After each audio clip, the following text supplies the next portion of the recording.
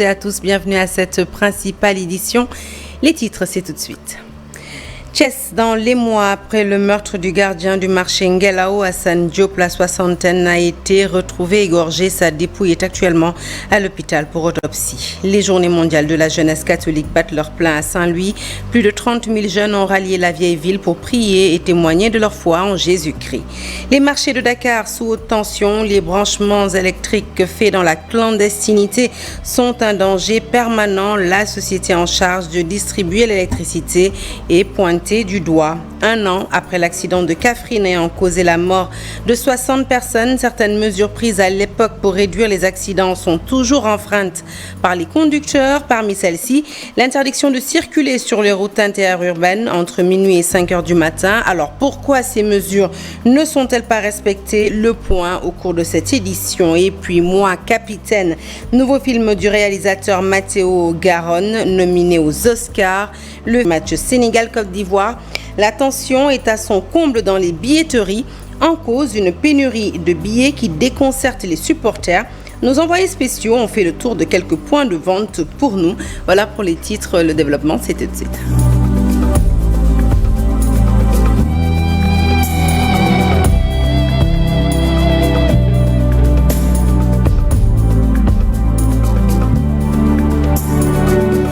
Bonsoir à toutes et à tous et re-bienvenue. Je vous l'annonçais donc tout de suite en titre, un journal que nous ouvrons avec ce drame au marché Ngelao de Thiès.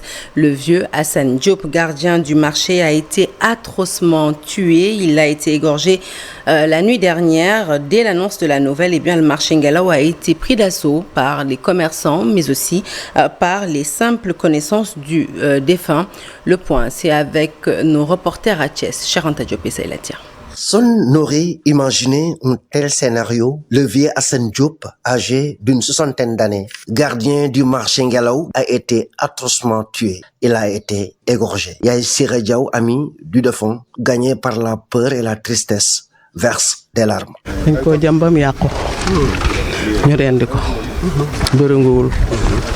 na fekk mu sedd ba dal xamna yag nañ ko rendi nak.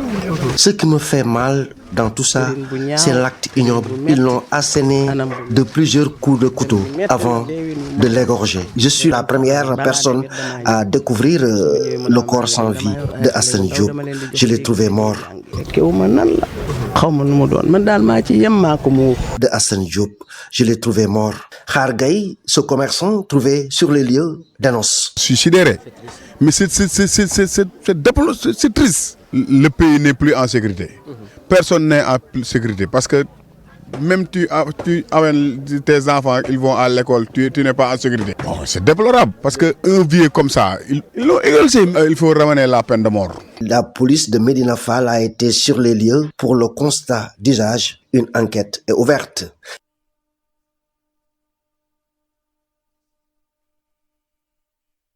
Les journées mondiales de la jeunesse catholique ont démarré à Saint-Louis et vont se terminer demain.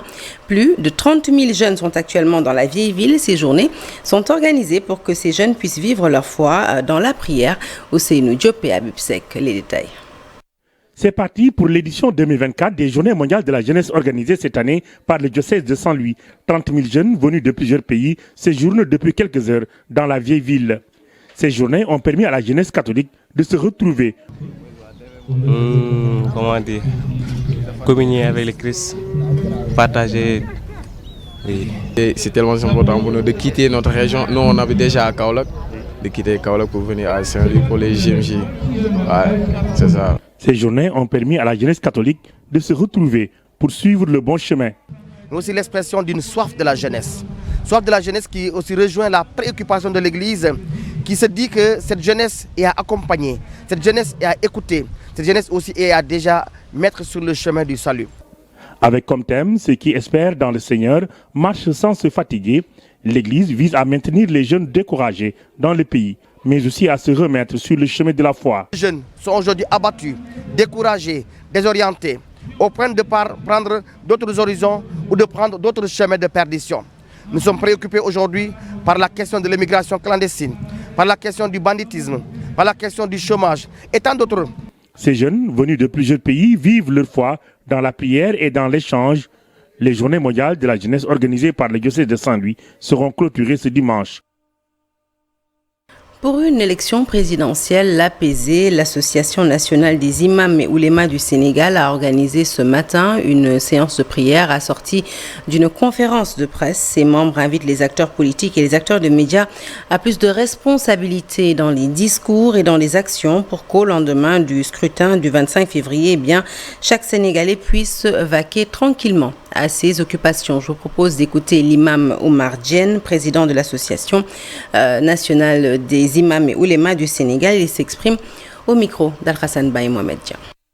Les imams et les oulémas du Sénégal, dans leur mission d'éducateurs et de modérateurs de la société, lancent un appel aux Sénégalais pour une campagne électorale et un scrutin pacifique. Cette échéance sera une mise à l'épreuve d'un test de notre engagement civique, de notre maturité politique, de notre esprit démocratique, un défi à notre unité nationale, à notre sens de la mesure, de notre amour de la paix. Nous demandons aux autorités de ne pas laisser s'installer le laxisme et le désordre, que ceux qui en ont la charge assurent l'ordre et la paix, le respect des lois et du bien commun. À tous les citoyens de se préparer à remplir leurs devoirs civiques avec une conscience éclairée, en se laissant guider par le seul intérêt du pays. Seule une campagne électorale respectueuse des convenances et des élections libres, transparentes, peuvent garantir la paix, l'honneur de notre peuple pour préserver notre unité. Aux candidats, à tous les responsables politiques, de s'imposer des règles du jeu démocratique et de l'éthique, aux responsables sociaux et leaders d'opinion, hommes et femmes des médias, de mesurer leur grand pouvoir et leur grave devoir d'informer et d'éduquer, qu'ils évitent de réveiller les passions et fassent œuvre de paix dans la vérité. À 48 heures du coup d'envoi du match Sénégal-Côte d'Ivoire, l'attention est à son comble au niveau des points de vente des tickets. Les supporters sont en colère, déconcertés face à cette pénurie de billets. Nos envoyés spéciaux, à Yamoussoukro, Mamfatou Ndoye et Mamadou Ndiaye et Mbissane Ndoye ont fait un tour dans les différents points de vente pour nous. Reportage. Depuis l'annonce du match Sénégal-Côte d'Ivoire, les points de vente des tickets à Yamoussoukro refusent du monde. Ici, à la Fondation Félix Houphouët-Boigny de Yamoussoukro, l'un des principaux points de vente, les supporters sont en colère. Ils sont même désespérés car les tickets du match sont introuvables. Tous ces jeunes que vous voyez, il y a certains qui ont dormi ici. Il y a certains qui sont venus matin, comme moi, ici, venus à 4 heures. Bon, on est venu là. Un rang qui s'est fait là. Normalement, quand les gens sortent, on doit voir les gens présenter leurs tickets. Ah, il y a eu mon ticket, mon frère, du courage, tu vas avoir ton ticket. Mais 2 personnes seulement ils sont présentées dans le rang. Il y a des gens qui étaient avec moi. Un seul monsieur a présenté son ticket. Il n'y a pas quelqu'un qui a présenté. Il dit, je vous dis, je jure qu'il n'y a pas 50 tickets qui ont été vendus. Depuis le matin que nous sommes là. Une seule caissière pour tout ce monde-là. Des milliers de personnes. Vous envoyez une seule caissière.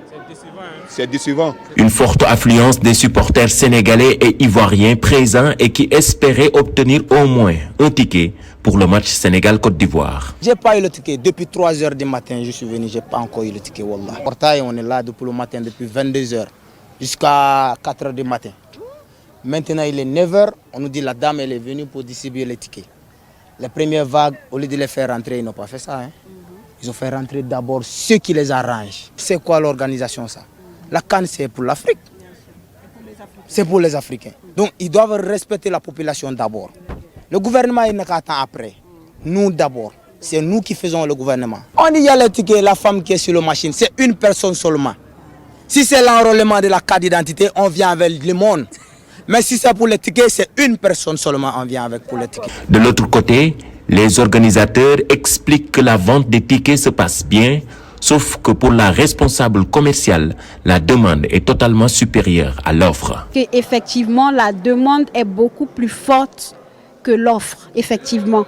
Ça serait comme si il y a 25 millions d'habitants qui veulent avoir tous une place au stade de 20 000 places. Donc, c'est vraiment pas évident. c'est très compliqué.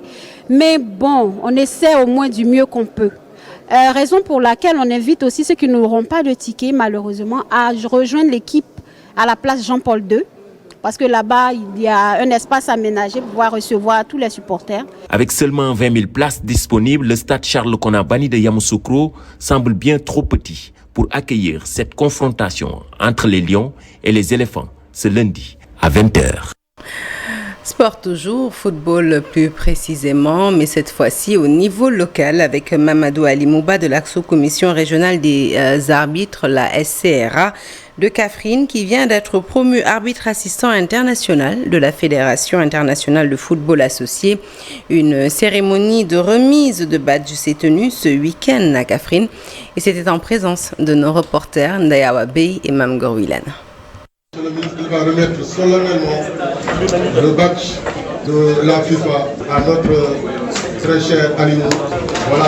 C'est le top départ de sa nouvelle carrière et grâce à ce badge, Mamadou Ali Mouba, la trentaine, pourra arbitrer des matchs au niveau international. Il se dit conscient des nombreux défis qui l'attendent. C'est un grand plaisir et on a pu aussi pris beaucoup de notes par rapport au conseil et tout. Et Inch'Allah, on fera de nos mieux. Juste pour les remercier du fond du cœur. J'ai prié pour qu'ils continuent de prier pour moi. Pour le reste. Alimou est appelé donc à accomplir son travail en toute honnêteté, selon le ministre de l'Urbanisme, par ailleurs président de la Ligue et vice-président de la Fédération sénégalaise de football. Pour Abdoulaye Seydou Sow, Ali Mouba est une fierté pour tout le Ndoukoumane. Je voudrais féliciter le garçon pour l'effort, pour le travail qui a été consenti, pour les témoignages qui ont été faits, mais je l'encourage aussi à persévérer, à savoir que c'est le début des responsabilités. Et la responsabilité s'exerce toujours difficilement. Il a sur ses épaules et sur sa tête la confiance de tous les Kaffrinois, la confiance des Sénégalais et la confiance de l'Afrique. Mais aussi la confiance de tous les sportifs du monde. Satisfait de cette première consécration internationale, le président du comité régional des arbitres de Kaffrine s'en réjouit. Pour être parmi les meilleurs, il faut travailler dur. Heureusement, il a la chance d'avoir des instructeurs qui savent ce qui se passe là-bas. J'ai eu la chance de savoir ce qui se passe là-bas. Il pourra être préparé en conséquence pour être parmi les meilleurs. Et Inch'Allah, on le connaît, lui-même, il est en train de côtoyer beaucoup d'arbitres internationaux. Il est en train de faire des matchs avec des internationaux et il sait ce qui se passe là-bas. Avec son humilité, il pourra aller loin. Pour les autres arbitres qui sont ici, heureusement, nous félicitons tous les gens qui ont accompagné. La cérémonie de remise de badge a été célébrée sous la présence du CRA, Soukra et de l'inspecteur régional du sport. Le reportage du jour s'intéresse à la problématique des branchements clandestins dans les marchés. Un tour dans quelques marchés de la capitale sénégalaise donne une idée sur le danger quotidien des fils qui chaînent à peine accrochés, loin des normes requises. C'est le décor dans les marchés visités. Entre méconnaissance et mépris, les auteurs rejettent la faute à la société en charge de distribuer l'électricité. Aminata Mbarisso et Yaya Diallo pour les détails. Ambiance habituelle dans ce marché de la capitale sénégalaise. Entre l'étroitesse des rues, des va-et-vient de clients rythment l'ambiance. Des acheteurs, loin d'être inquiétés par ces branchements électriques, à même le sol. Vous constaterez de vous-même que certains branchements électriques ne sont pas aux normes. Il arrive même que des gens utilisent des fils qui ne sont pas adaptés. Aucun respect de la réglementation. Montez au premier étage, vous verrez ce qui s'y passe.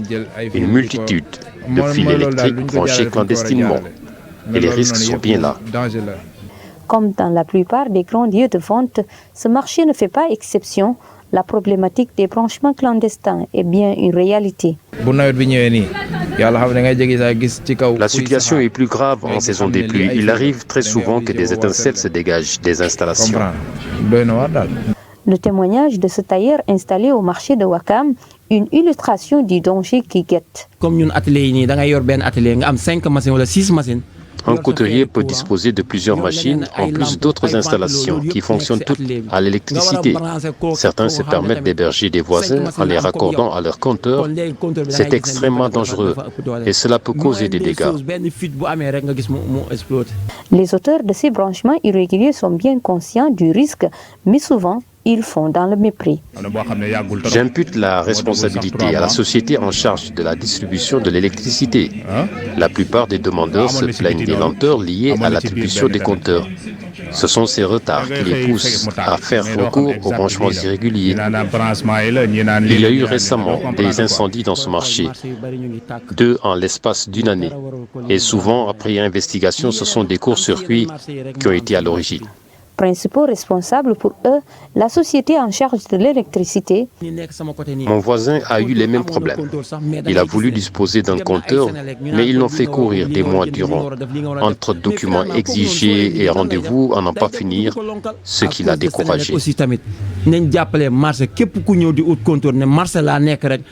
Dans plusieurs marchés de la capitale sénégalaise, ce sont les branchements électriques clandestins qui ont causé les incendies.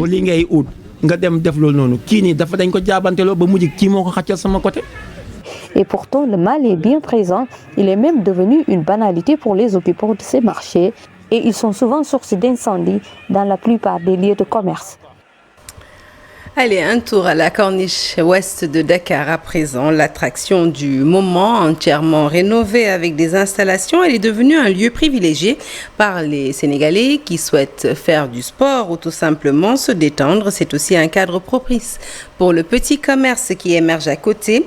La corniche offre toutes les commodités à ses pensionnaires si l'on en croit les quelques citoyens rencontrés sur les lieux. Le reportage est signé Biram Dour et Pape Fall. Le commentaire est de Daniel Diouf. La corniche ouest de Dakar, un haut lieu de détente et de divertissement, entièrement rénové avec des installations modernes sur le parcours sportif qui s'étend sur plusieurs kilomètres. Les lieux sont quotidiennement fréquentés. Une véritable attraction. Mbaké Gueye, moniteur sportif depuis plus de 30 ans sur cette corniche, connaît bien les lieux. Nous sommes très satisfaits des aménagements effectués sur le long de la corniche. Il y a des équipements installés sur le parcours sportif, mais aussi des espaces de détente et de loisirs pour permettre aux visiteurs de s'épanouir. C'est un endroit ouvert à tout le monde et c'est un cadre qui permet de faire des rencontres et de tisser des relations. Pour les sportifs, le cadre est idéal car c'est important de faire du sport au bord de la mer. Outre les équipements sportifs et des jeux pour enfants, la corniche compte aussi des espaces de détente qui favorisent l'émergence de petits commerces, comme des restaurants, des cafés ou encore des glaciers. Cela va bientôt faire 3 ans que j'ai démarré ce projet sur la corniche. Je vends du thé, des infusions à base de gingembre et de citron, et du jus d'hibiscus, encore appelé du bissap. C'est une activité qui marche bien du fait de l'affluence sur la corniche. Les gens passent du bon temps dans ce cadre très bien aménagé. Il y a la sécurité et les aménagements permettent aux visiteurs de bien s'épanouir. Pour les visiteurs, ce lieu situé en bord de mer est très bien sécurisé par les forces de l'ordre, offre un cadre propice à la détente, aux loisirs, aussi bien pour les sportifs que pour les familles qui ont besoin de se changer les idées. La corniche est devenue un lieu très prisé. D'abord, c'est très bien sécurisé par les forces de l'ordre qui effectuent des patrouilles régulièrement. Et puis, les gens sont à l'aise et profitent bien de l'air pur.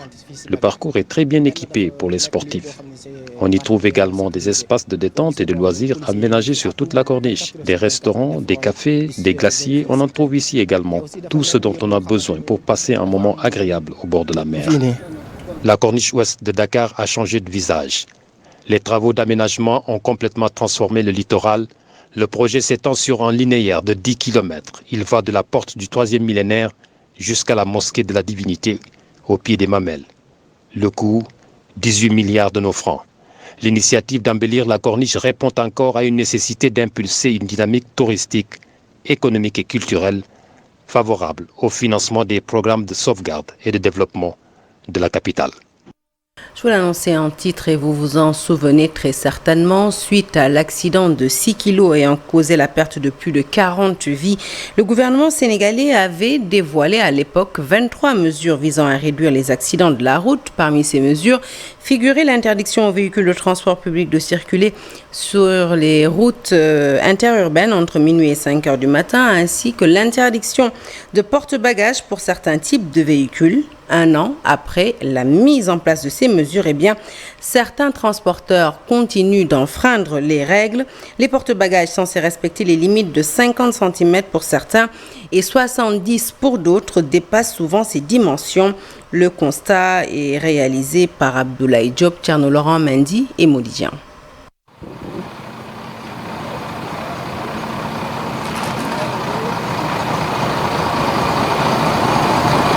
Il est 4 h du matin sur la route nationale à Kébémer. À cette heure où la circulation leur est interdite, les véhicules de transport en commun sont déjà au travail. Comme ce bus qui a quitté Fouta pour aller à Dakar. Pendant le Magal de Porokhane, les véhicules sont autorisés à circuler, selon cet apprenti. Oui, à cette heure, les véhicules ne circulent pas.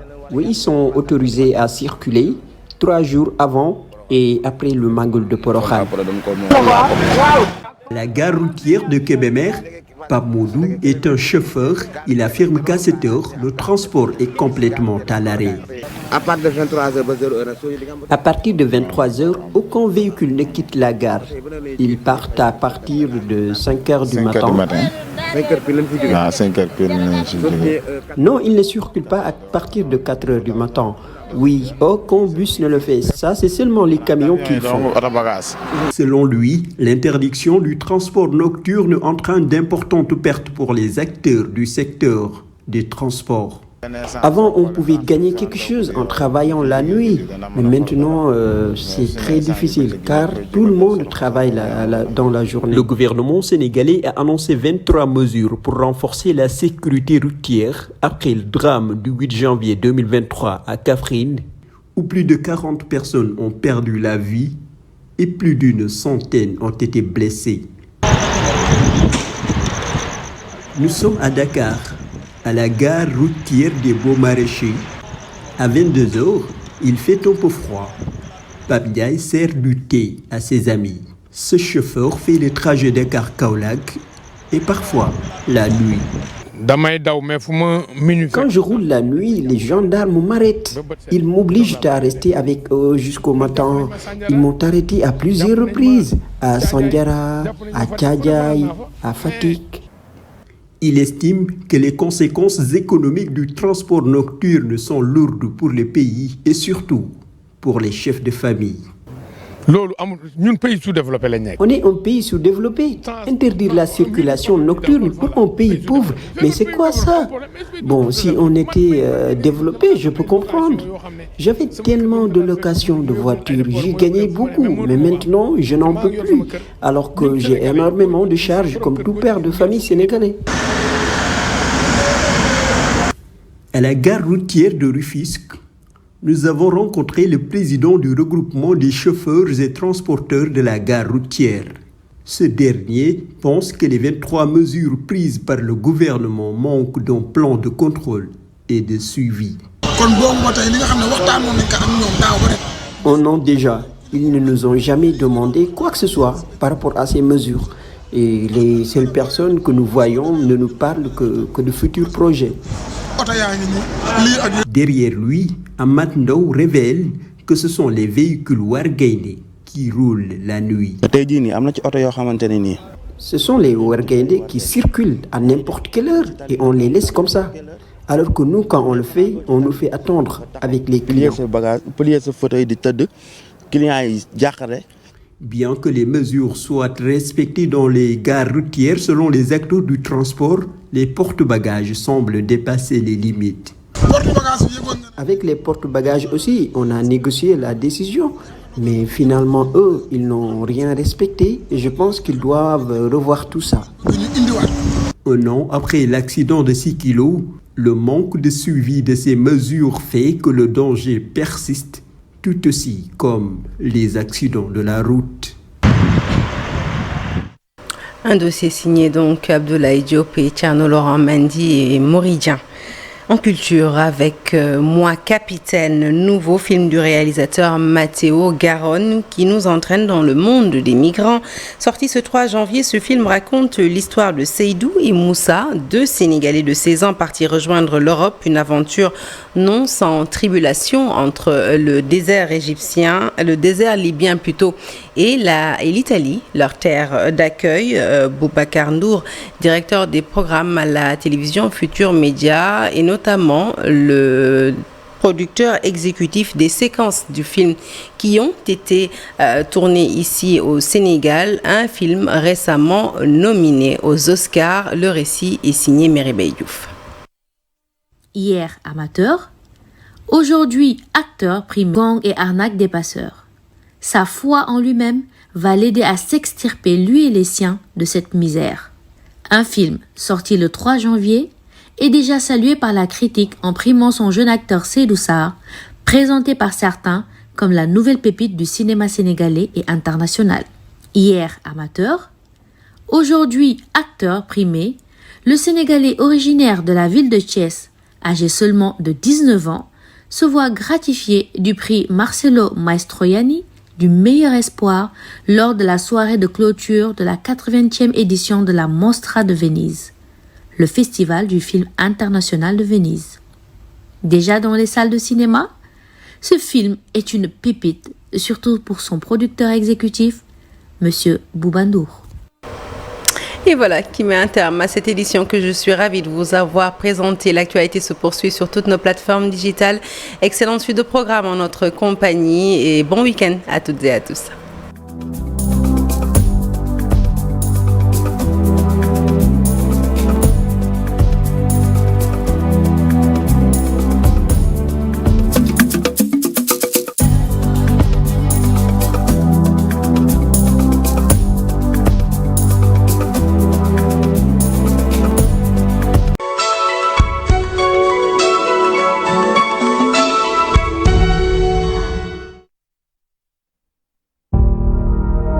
Dans le cadre de l'amélioration de nos services, l'autoroute de l'avenir a lancé des travaux au niveau du diffuseur de Rufisque-Est et Keur-Massar.